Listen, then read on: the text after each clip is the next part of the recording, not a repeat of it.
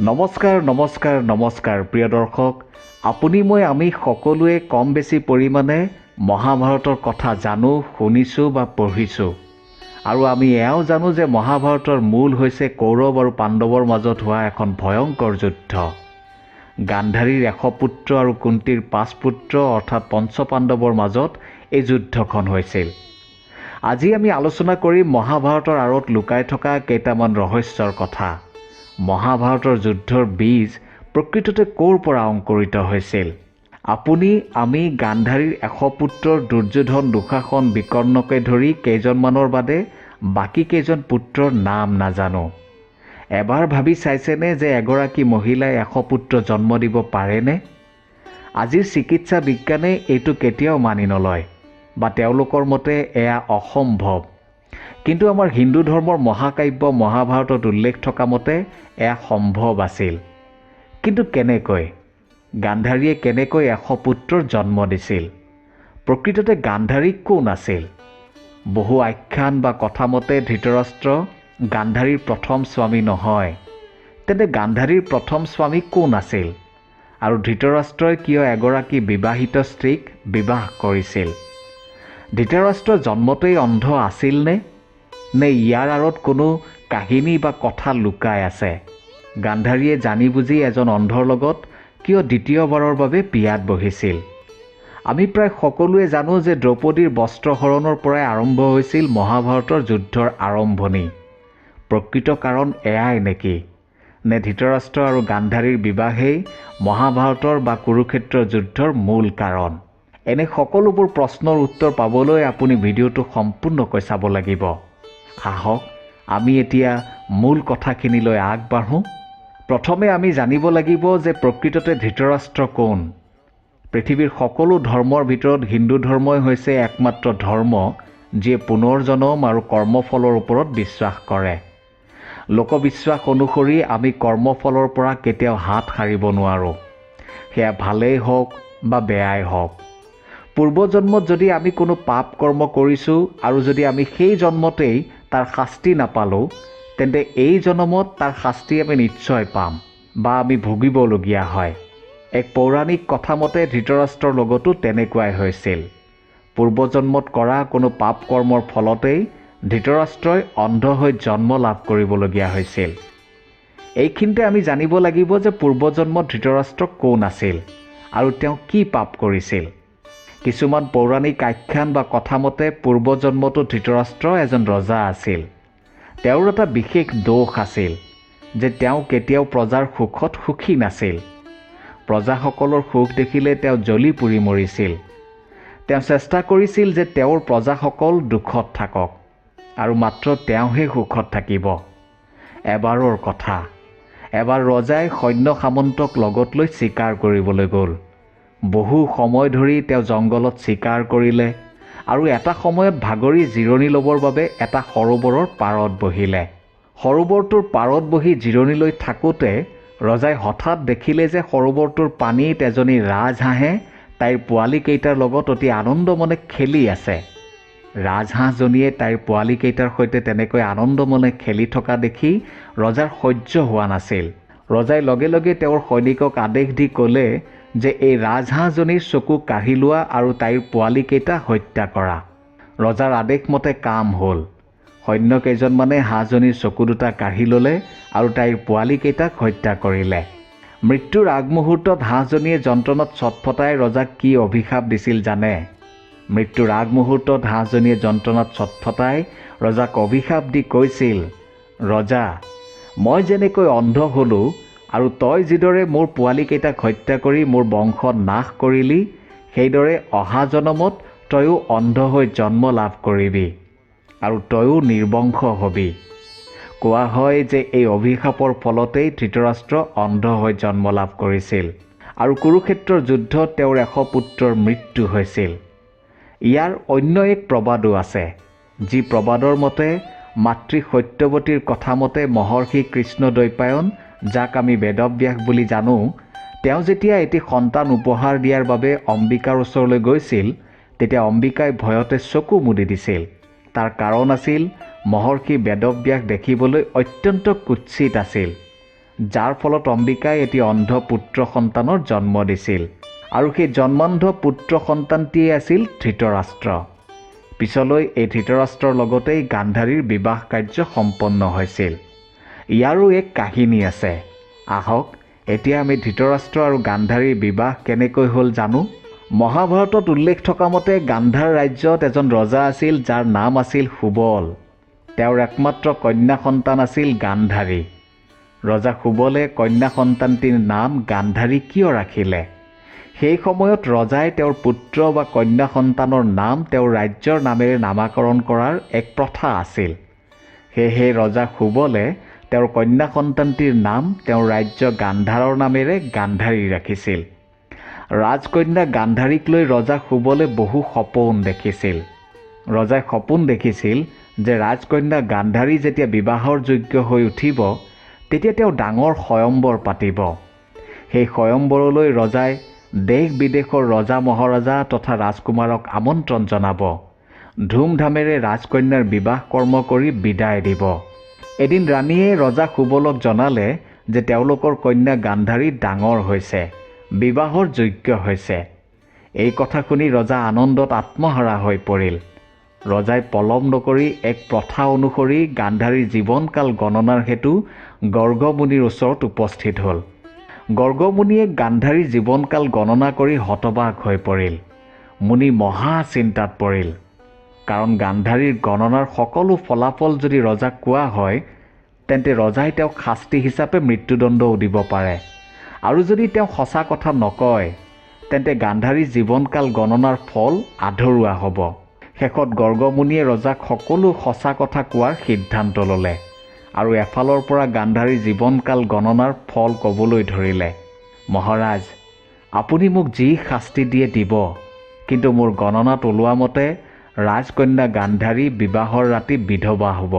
কিন্তু পিছত তেওঁৰ যাৰ লগত বিবাহ হ'ব তেওঁ এজন ৰজা হ'ব আৰু গান্ধাৰী 100 পুত্ৰৰ মাতৃ হ'ব। গৰ্গমুনিৰ কথা শুনি সুবল ৰজাৰ মূৰত এক প্ৰকাৰ আকাশখন খহি পৰাৰ নিচিনা হ'ল। ৰজাই মনতে ভাবিলে, মোৰ কন্যাৰ গাত কোনো দোষ নাই, মোৰেই ভাগ্য বেয়া। কিজানি গান্ধাৰীৰ কপালতো এয়াই লিখা আছে। গতিকে শীঘ্ৰে গান্ধাৰীৰ বিয়া পাতি গৰ্গমুনিৰ গণনাৰ প্ৰমাণ চোৱা যাওক। ৰজাই ৰাজমন্ত্ৰীক মাতি আদেশ দিলে যে সৈন্যৰ হতুৱাই গোটেই ৰাজ্যত জনাই দিয়ক যে যিজন পুৰুষে ৰাজকন্যাক বিবাহ কৰাব তেওঁক ৰাজ্যৰ আধা অংশ যৌতুক হিচাপে দিয়া হ'ব।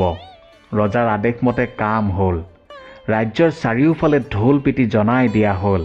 কিন্তু ইমানৰ পিছতো ৰাজকন্যা গান্ধাৰীক বিয়া কৰাবলৈ কোনো এজন পুৰুষ আগবাঢ়ি নাহিল, কাৰণ সকলোৱে নিশ্চিত মৃত্যুৰ কথা গম পাইছিল। সুবল ৰজা মহা চিন্তাত পৰিল। ৰজা নিৰুপায় হৈ সৈনিকক আদেশ দিলে যে পথত যাকে পোৱা যায় তাকেই লৈ আহা। অৱশেষত ৰজাই এটা ভোবোলা বা ভোকোৰা ছাগলীৰ লগত গান্ধাৰীৰ বিবাহ কাৰ্য সম্পন্ন কৰালে। ফুলশয্যাৰ নিশা সঁচাকৈ ছাগলীটোৰ মৃত্যু হ'ল। ৰজা গৰ্গমুনিৰ গণনাত সন্তুষ্ট হ'ল আৰু গান্ধাৰীৰ কপালৰ লিখনো ফলিয়ালে। এতিয়া জানো আহক যে ধৃতৰাষ্ট্ৰৰ লগত গান্ধাৰীৰ বিবাহ কেনেকৈ হ'ল। গান্ধাৰীয়ে এজন অন্ধৰ লগত বিয়া হ'বলৈ ৰাজি হৈছিল নে? কিছু বছৰ পিছত হস্তিনাপুৰৰ মহাপ্ৰতাপী ভীষ্মই ৰাজকন্যা গান্ধাৰীক ৰাজকুমাৰ ধৃতৰাষ্ট্ৰৰ বাবে উপযুক্ত পাত্ৰী হিচাপে পাব বিচাৰে বুলি খবৰ পঠিয়ালে। ভীষ্মৰ এনে অনুৰোধ শুনি ৰজা সুবল মহা চিন্তাত পৰিল, কাৰণ ৰজাই জানিছিল যে ধৃতৰাষ্ট্ৰ এজন জন্মান্ধ। এজন অন্ধৰ লগত নিজৰ কন্যাক বিয়া দিয়াটো উচিত হ'ব নে নাই। আনফালে তেওঁ ভীষ্মৰ অনুৰোধো প্ৰত্যাখ্যান কৰিব নোৱাৰে, কাৰণ ভীষ্ম সেই সময়ত এজন প্ৰবল প্ৰতাপী যোদ্ধা আছিল। সেয়েহে ৰজা সুবলে অৱশেষত অন্ধ হ'লেও ধৃতৰাষ্ট্ৰৰ লগত ৰাজকন্যা গান্ধাৰীৰ বিবাহৰ বাবে সন্মতি দিলে। হস্তিনাপুৰত উপস্থিত হৈ যেতিয়া গান্ধাৰীয়ে দেখিলে যে তেওঁৰ স্বামী এজন অন্ধ, তেতিয়া গান্ধাৰীৰ পেটে পেটে যথেষ্ট খং উঠিছিল। কিন্তু পিতৃৰ উপায়হীন অৱস্থাটোৰ কথা বুজি পাই গান্ধাৰীয়ে নিজকে সন্মত কৰিছিল। সতী আৰু পতিব্ৰত হোৱা হেতুকে গান্ধাৰীয়ে নিজেও চকুত কাপোৰ বান্ধি ৰাখিলে। বিবাহৰ কেইদিনমানৰ পিছত ধৃতৰাষ্ট্ৰ আৰু ভীষ্মই গম পালে যে ধৃতৰাষ্ট্ৰৰ লগত বিবাহ হোৱাৰ পূৰ্বে গান্ধাৰীৰ অন্য কাৰোবাৰ লগত বিয়া হৈছিল। কিন্তু ৰজা সুবলে এই কথা কিয় তেওঁলোকক নজনালে? ভীষ্ম আৰু ধৃতৰাষ্ট্ৰৰ মতে ৰজা সুবলে তেওঁলোকৰ লগত বিশ্বাসঘাতকতা কৰিছে। সেয়েহে তেওঁলোকে ৰজা সুবলৰ লগতে তেওঁৰ সমস্ত পৰিয়ালক হস্তিনাপুৰৰ কাৰাগাৰত ভৰাই থলে আৰু নানা ধৰণে শাস্তি বিহিবলৈ আৰম্ভ কৰিলে। কিন্তু ধৃতৰাষ্ট্ৰ ইমানতো শান্ত হৈ থকা নাছিল। খাদ্যৰ নামত ৰজা সুবলক দিছিল এমুঠি অন্ন আৰু এলোটা পানী। লাহে লাহে উপযুক্ত খাদ্য আৰু পানীৰ অভাৱত ৰজা সুবল আৰু তেওঁৰ সন্তানকেইটাৰ মৃত্যু হ'বলৈ ধৰিলে। মৃত্যুৰ আগে আগে ৰজা সুবল আৰু তেওঁৰ সন্তানকেইটাই আলোচনা কৰি তেওঁলোকৰ এই শাস্তিৰ প্ৰতিশোধ ল'বলৈ ৰজাৰ কনিষ্ঠ পুত্ৰ শকুনিক দায়িত্ব দিলে। সেয়েহে তেওঁলোকে এমুঠি খাদ্য আৰু এলোটা পানী কেৱল শকুনিক খাবলৈ দিলে আৰু ৰজাৰ লগতে বাকী সন্তানকেইটাই মৃত্যুক আঁকোৱালি ল'লে। মৃত্যুৰ আগে আগে ৰজা সুবলে শকুনিক ক'লে, পুত্ৰ শকুনি, তুমিয়েই আমাৰ শাস্তিৰ প্ৰতিশোধ ল'ব লাগিব। যিদৰে ধৃতৰাষ্ট্ৰই আমাৰ পৰিয়ালটোক তিল তিলকৈ মৃত্যুৰ মুখলৈ ঠেলি দিলে, ঠিক তেনেদৰে তুমিও চল চাতুৰিৰে ধৃতৰাষ্ট্ৰৰ পুত্ৰসকলক মৃত্যুৰ মুখলৈ ঠেলি দিব লাগিব। গতিকে মোৰ মৃত্যুৰ পিছত মোৰ শৰীৰৰ হাড়ৰ টুকুৰা কেইটামান তুমি লগত ৰাখিবা আৰু সেই হাড়ৰ টুকুৰা পাশা খেলৰ গুটি হিচাপে ব্যৱহাৰ কৰিবা আৰু সেই পাশা খেলৰ ফলাফল তুমি যিদৰে বিচাৰিবা সেইদৰেই পাবা। সময়ত এই পাশা খেলেই হ'ব কৌৰৱৰ বাবে কাল। কৌৰৱৰ বংশৰ বিনাশ আৰম্ভ হ'ব। এতিয়া আমি ক'ব পাৰোঁ যে সেই ঘটনাৰ পৰাই যেন মহাভাৰতৰ যুদ্ধৰ সূত্ৰপাত হ'ল। আনফালে গান্ধাৰী আৰু ধৃতৰাষ্ট্ৰৰ বিয়াৰ বহু বছৰলৈকে কোনো সতী সন্ততি নোহোৱাৰ ফলত দুয়ো বৰ দুখত আছিল। এদিন ৰাণী গান্ধাৰীয়ে মহৰ্ষি ব্যাসৰ ওচৰলৈ গ'ল আৰু তেওঁৰ সন্তানৰ জন্মৰ কথা সুধিলে। তেতিয়া ব্যাসে ক'লে, হে দেৱী, আপুনি অতি ভাগ্যৱতী। আপোনাৰ গৰ্ভৰ পৰা 100 পুত্ৰ জন্ম হ'ব। এই বুলি কৈ মহৰ্ষি আঁতৰি গ'ল। ব্যাসৰ কথামতে গান্ধাৰী গৰ্ভৱতী হ'ল। সাধাৰণতে 10 মাহ 10 দিনত এটা সন্তানৰ জন্ম হয়, কিন্তু প্ৰায় 2 বছৰ অতিক্ৰম কৰাৰ পিছতো গান্ধাৰীয়ে সন্তান জন্ম দিব পৰা নাছিল। সেই সময়তে গান্ধাৰীয়ে খবৰ পালে যে কুন্তীয়ে এটি পুত্ৰ সন্তানৰ জন্ম দিছে। এই খবৰ শুনাৰ পিছত গান্ধাৰীয়ে আৰু ধৈৰ্য ধৰি থাকিব নোৱাৰিলে আৰু এটুকুৰা লোৰে নিজৰ গৰ্ভত আঘাত কৰিলে। আঘাত পাই গান্ধাৰীৰ গৰ্ভৰ পৰা ৰক্তক্ষৰণ হ'বলৈ ধৰিলে আৰু গান্ধাৰীয়ে এটি মাংসপিণ্ড প্ৰসৱ কৰিলে। তেতিয়া গান্ধাৰী আচৰিত হৈ পৰিল আৰু ব্যাসদেৱে দিয়া বৰ মিছা বুলি মনতে ভাবি দাখীৰ হতুৱাই মাংসপিণ্ডটো পেলাই দিয়াৰ কথা চিন্তা কৰিলে। সেই সময়তে ব্যাসদেৱ গান্ধাৰীৰ ওচৰত উপস্থিত হ'ল আৰু ক'লে, হে দেৱী, আপুনি ডাঙৰ ভুল কৰিবলৈ গৈ আছে। আপুনি এনে ভুল নকৰিব, কাৰণ এই মাংসপিণ্ডতেই আছে আপোনাৰ 100 পুত্ৰ। আপুনি এটা কাম কৰক, পবিত্ৰ মনে মাংসপিণ্ডটি বিশুদ্ধ পানীৰে ধুই লওক আৰু তাৰ 100 টুকুৰা কৰি 100টা কুমাৰৰ পাত্ৰত ভৰাই ভাল স্থানত ৰাখক। চাব, সময়ৰ লগে লগে সেই মাংসৰ টুকুৰাৰ পৰাই এটা এটা পুত্ৰৰ জন্ম হ'ব। এই বুলি কৈ ব্যাসদেৱ তাৰ পৰা গুচি গ'ল। গান্ধাৰীয়ে ব্যাসৰ কথা শুনি ভাবিলে যে মাংসপিণ্ডটোৰ 100 টুকুৰা কৰাৰ পৰিৱৰ্তে যদি 100 এটুকুৰা কৰোঁ তেন্তে এটি কন্যা সন্তানো পাম, কাৰণ পুত্ৰ হৈছে পুণ্যৰ বাবে আৰু কন্যা হৈছে দানৰ বাবে। কন্যাদান মহান দান। গান্ধাৰীয়ে মাংসপিণ্ডটো বিশুদ্ধ পানীৰে ধুই 100 এটুকুৰা কৰি 101টা কুমাৰৰ পাত্ৰত ৰাখিলে। যেতিয়া কুন্তীয়ে ভীমৰ ৰূপত দ্বিতীয় পুত্ৰ জন্ম দিলে, তেতিয়া গান্ধাৰীৰ প্ৰথম পুত্ৰৰ জন্ম হ'ল। সন্তানটিৰ জন্মৰ সময় বৰ ভাল নাছিল। জন্ম হৈয়ে সন্তানটিয়ে জন্তুৰ দৰে চিঞৰিছিল। এই চিঞৰ শুনি বিদুৰে কৈছিল যে হস্তিনাপুৰৰ বাবে ই এক অশুভ সংকেত। এইদৰে এটাৰ পিছত এটাকৈ সেই মাংসপিণ্ডৰ পৰা একোটিকৈ সন্তানৰ জন্ম হ'ল। অৰ্থাৎ ধৃতৰাষ্ট্ৰ আৰু গান্ধাৰীৰ 100 পুত্ৰ আৰু এজনী কন্যা সন্তানৰ জন্ম হ'ল, যাৰ নাম আছিল দুশালা। ডাঙৰ হৈ অহাৰ লগে লগে শকুনিয়ে নিজৰ প্ৰতিশোধ লোৱাৰ উদ্দেশ্যেৰে দুৰ্যোধনক নানা বুদ্ধি আৰু কৌশলেৰে পাণ্ডৱৰ বিৰুদ্ধে উচটনি দিবলৈ ধৰিলে, কাৰণ শকুনিয়ে জানিছিল যে পাণ্ডৱৰ হাততহে কৌৰৱৰ বিনাশ নিশ্চিত।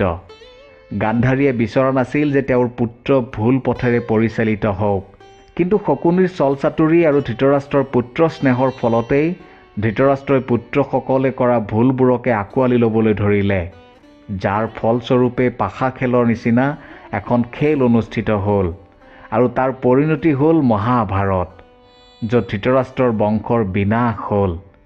প্ৰিয় দৰ্শক, এতিয়া চাগে আপুনি নিশ্চয় বুজি পাইছে বা জানিবলৈ সক্ষম হৈছে যে মহাভাৰতৰ যুদ্ধৰ মূল কি আছিল। আপোনাৰ মতামত কি কমেণ্ট বক্সত জনাবলৈ নিশ্চয় নাপাহৰিব। আৰু এই ভিডিঅ'টো এটা লাইক কৰিব, কাৰণ আপোনাৰ এটা লাইকে আমাক আগুৱাই যোৱাত যথেষ্ট সহায় কৰে। আপুনি যদি মোৰ এই চেনেলটোত নতুনকৈ আহিছে, তেন্তে চেনেলটো ছাবস্ক্ৰাইব কৰি কাষত থকা বেল আইকনটো দবাই দিব, যাতে আপুনি আমাৰ চেনেলত প্ৰকাশ পোৱা নতুন নতুন ভিডিঅ'সমূহৰ ন'টিফিকেশ্যন পাই থাকে আৰু চাই থাকে।